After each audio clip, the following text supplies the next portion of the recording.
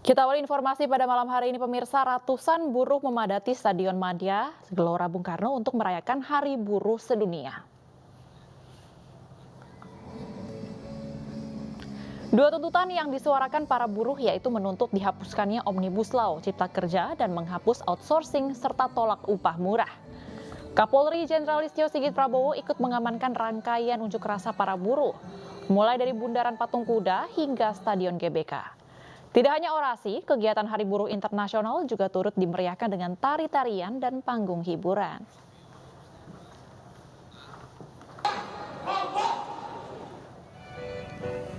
Sementara itu, sekitar pukul 18.00 waktu Indonesia Barat, masa aksi di kawasan Patung Kuda mulai meninggalkan lokasi.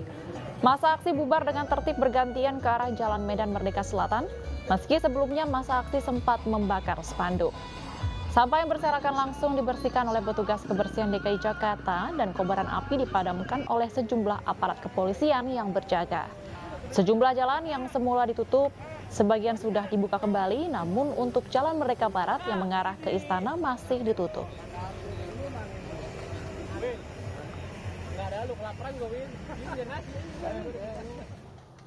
Sementara itu pemirsa, Presiden Konferensi Serikat Pekerja Indonesia Said Iqbal menyebutkan bahwa tuntutan buruh kali ini masih sama, yaitu cabut Omnibus Law serta hapus outsourcing. Cabut Omnibus Law Undang-Undang Cipta Kerja. Yang kedua, kami menyebutnya HOS-TUM. HOS, hapus outsourcing, TUM, tolak upah murah. Dua isu tersebut yang menjadi persoalan buruh dalam 5 tahun terakhir. Omnibus Law Undang-Undang Cipta Kerja mengakibatkan PHK di mana-mana. Jadi tidak benar Undang-Undang Cipta Kerja menarik investasi baru dan menyerap tenaga kerja. Yang benar adalah PHK di mana-mana. Tahun 2024 ratusan ribu buruh di PHK. Tahun 2023 juga ratusan ribu buruh di PHK. Kenaikan upah akibat Omnibus Law hanya naik 1,58%. Di Tangerang, Bekasi, di Karawang, begitu pula di kota-kota industri lain. Padahal inflasi adalah 2,8%. Jadi nggak naik upah kita ini, termasuk teman-teman media. Ribuan buruh dari berbagai federasi di Jawa Tengah menutup di depan kantor Gubernur Jawa Tengah di Semarang. Buruh menyuarakan 7 tuntutan, diantaranya pencabutan Undang-Undang Cipta Kerja yang tidak memihak ke kaum buruh. Dalam aksinya, masa buruh berorasi menyuarakan 7 tuntutan. Di antaranya meminta Undang-Undang Nomor 6 Tahun 2023 tentang Cipta Kerja dicabut, menghapus sistem kerja kontrak, outsourcing, dan sistem magang serta stop upah murah. Buruh juga meminta pemerintah menindak tegas pengusaha nakal yang sengaja melakukan pelanggaran dan menyengsarakan kaum buruh. Dalam penegakan hukum di bidang ketenagakerjaan. Betul, kawan-kawan? Betul. Tetapi di Jawa Timur, ribuan buruh dari seluruh kota dan kabupaten se-Jawa Timur berkonvoi dari alun-alun Sidoarjo menuju kantor Gubernur Jawa Timur di Surabaya. Rencananya para buruh akan menemui penanggung jawab Gubernur Jawa Timur untuk menyuarakan tuntutan mereka, yakni mencabut Undang-Undang Omnibus Law dan menghapus sistem kerja outsourcing. Buruh juga meminta Presiden terpilih Prabowo Subianto untuk lebih memperhatikan nasib buruh di Indonesia.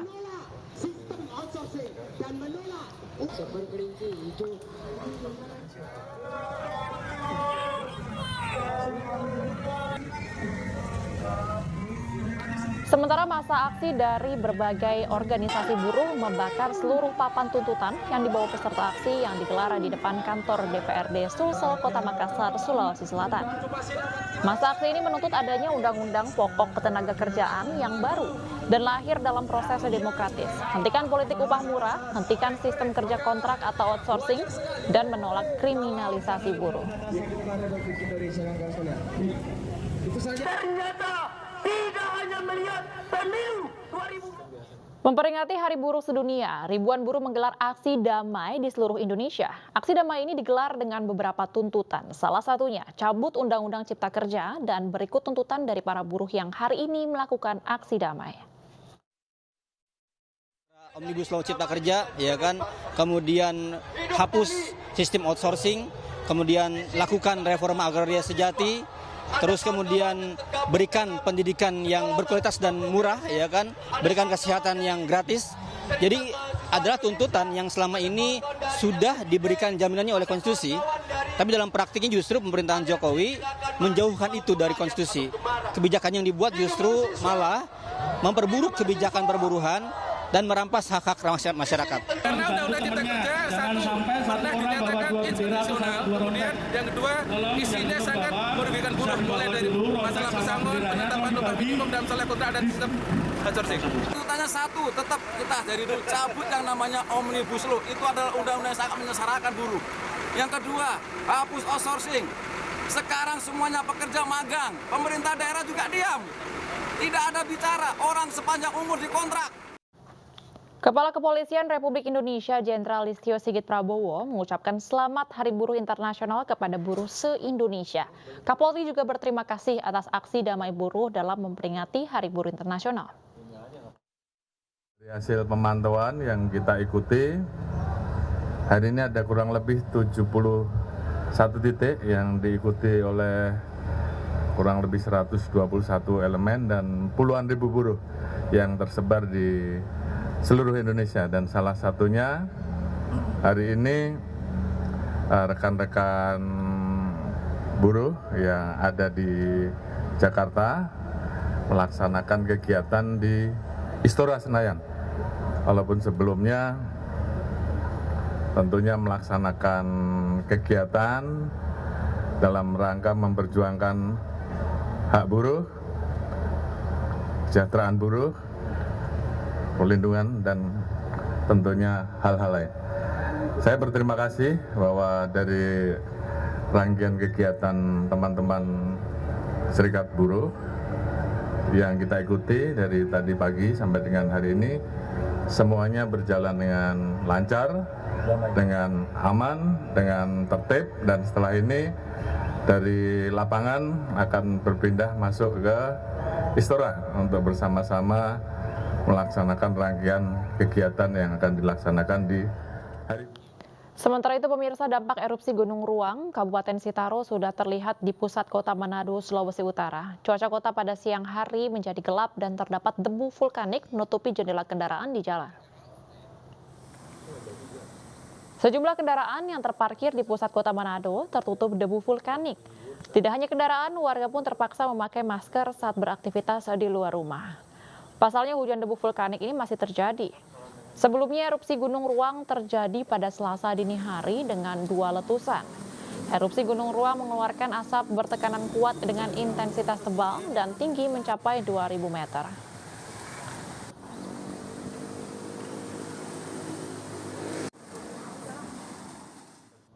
Ratusan warga di Pulau Tagulandang berdesakan untuk naik ke kapal KRI Kakap 811 TNI Angkatan Laut untuk mengungsi ke Manado. Warga mengaku masih trauma dan takut adanya erupsi susulan karena aktivitas gunung masih belum menurun.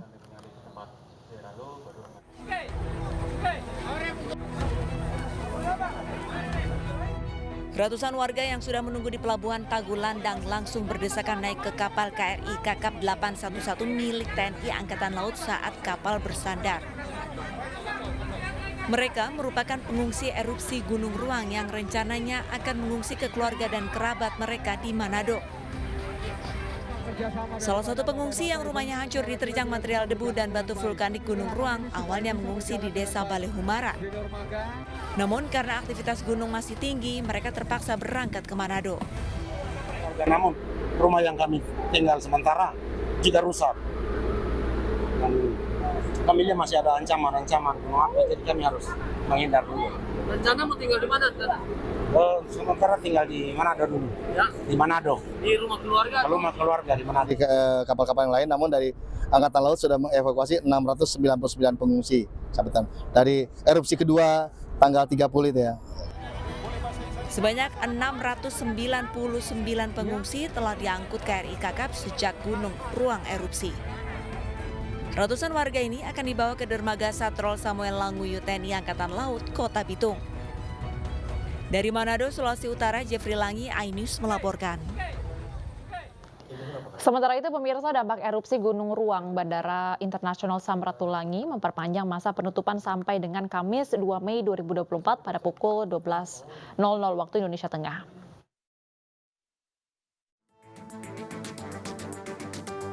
Angkasa Pura I Bandara Internasional Samratulangi Manado memperpanjang masa penutupan operasional bandara akibat dari erupsi Gunung Ruang di Kecamatan Tagulandang, Kabupaten Kepulauan Sitaro, Sulawesi Utara.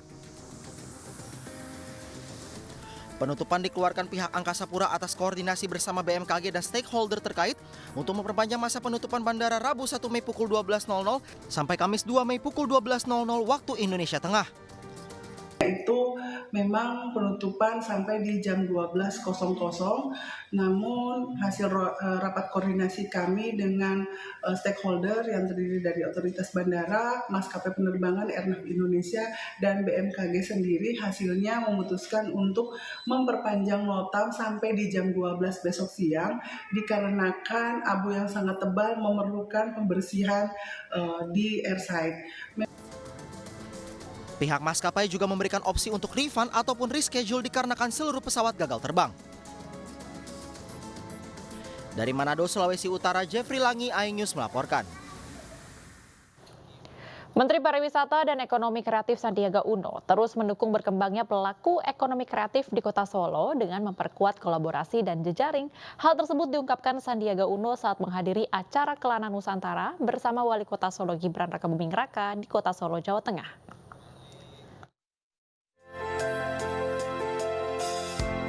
Ditemani Wali Kota Solo Gibran Rakabuming Raka, Menparekraf Sandiaga Uno hadiri Kelana Nusantara yang menjadi penguatan kolaborasi atau jejaring di antara para pelaku ekonomi kreatif di Kota Solo. Jejaring yang kuat membuat pelaku ekonomi kreatif mandiri dan mampu menaikkan nilai produk serta meningkatkan penjualan. Produk ekonomi kreatifnya yang sudah sangat luar biasa dan titipan tadi kepada Wali dan jajarannya agar branding UNESCO Creative City Network ini juga bisa terlihat auranya di spot-spot landmark baik mulai dari bandara, stasiun kereta sampai juga nanti di destinasi. Dalam kegiatan ini, para pelaku UMKM dari Kota Solo dan sekitarnya turut memamerkan produk kreatif mereka. Ini dijualnya di mana ini? Dijualnya di seluruh Indonesia sama di sini juga. Kalau produksinya sendiri dibuatnya di mana itu? Di Karanganyar. Di Karanganyar. Kalau omsetnya udah besar juga? Iya. Melibatkan masyarakat juga ya? Iya. Alhamdulillah ya, respon pasar meskipun ini produk lokal ya, tapi respon pasar sekarang luar biasa. Banyak mereka yang sudah kembali ke alam. Kelana Nusantara merupakan forum atau wadah untuk menampung aspirasi para pelaku ekonomi kreatif yang hasilnya nanti dijadikan bahan masukan dan evaluasi dalam perumusan kebijakan. Dari Solo, Jawa Tengah, Septiantoro, iNews melaporkan. Selanjutnya, pemirsa, warga Desa Talang Leak melempari petugas pemadam kebakaran. Aksi ini dipicu karena warga kesal petugas terlambat datang saat 2 bangunan terbakar.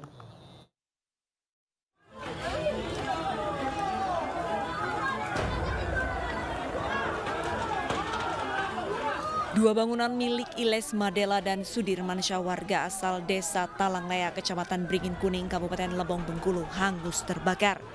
Saat api berkobar hebat, warga bersuadaya berusaha memadamkan api agar tidak menjalar ke bangunan lainnya. Beruntung, api berhasil padam karena bantuan dari masyarakat dan TNI Polri. Sulitnya akses dan jauhnya lokasi dengan posko pemadam membuat mobil pemadam kebakaran terlambat datang ke lokasi. Alhasil, warga yang kesal membuat mereka melempari mobil pemadam. Sempat ada perselisihan antar warga dan petugas pemadam tetapi dapat didamaikan. Dugaan sementara api dipicu karena korsleting listrik.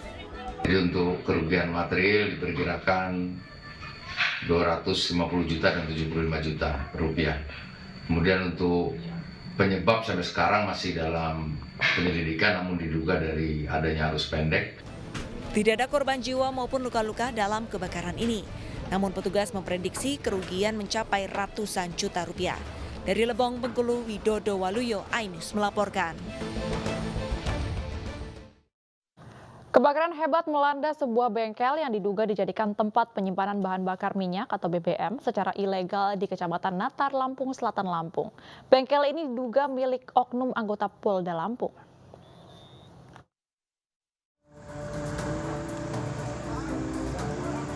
Inilah suasana saat terjadinya kebakaran hebat di bengkel yang diduga tempat penyimpanan bahan bakar minyak ilegal di Kabupaten Lampung Selatan, Lampung pada Rabu dini hari. Api dengan cepat membesar karena di lokasi tersebut banyak tersimpan BBM jenis solar. Akibatnya 2 unit mobil, 1 unit sepeda motor pun hangus terbakar. Warga menegaskan gudang yang bersampingan dengan bengkel tersebut diduga milik salah satu anggota kepolisian daerah Lampung. Katanya punya oknum anggota ya Pak? Iya. Anggota apa Brimob ya? Enggak Polda. Orang Polda? Iya. Yang punya tanah.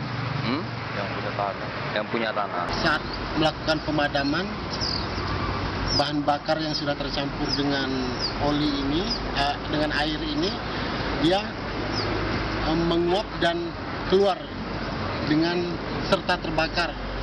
Gudang ini merupakan tempat penimbunan BBM jenis solar dan Pertalite. Proses pemadam kebakaran memakan waktu hingga 7 jam karena petugas sempat kesulitan banyaknya BBM yang terbakar. Ainus melaporkan.